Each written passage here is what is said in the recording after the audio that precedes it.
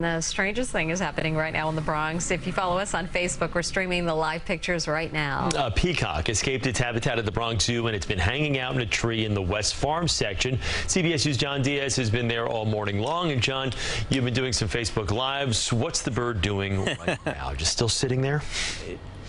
Oh, it's still up there, perched in a tree. Chris and Mary, you've heard of cats stuck in a tree. Well, that's similar situation, though. The peacock really not perched up there in the tree. He's just up there resting before we are told by Bronx Zoo officials that he likely will be flying back to the Bronx Zoo, which really is just a few blocks away. A lot of people around here telling us, though, that they have not seen actually a peacock get this far away, a couple of blocks here.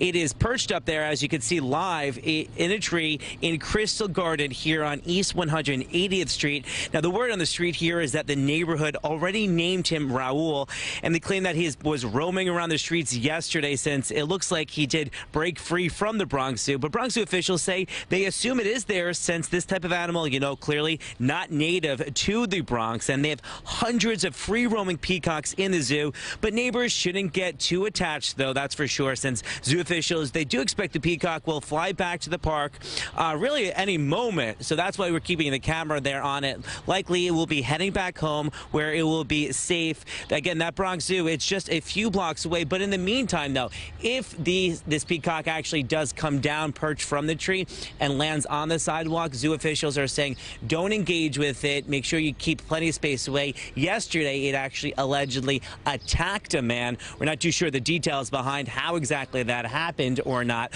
But we are told that that man is expected to be okay, so there's that. But again, though, that bird still perched up there in the tree this morning. A lot of action out here this morning, a lot of fun too, that's for sure.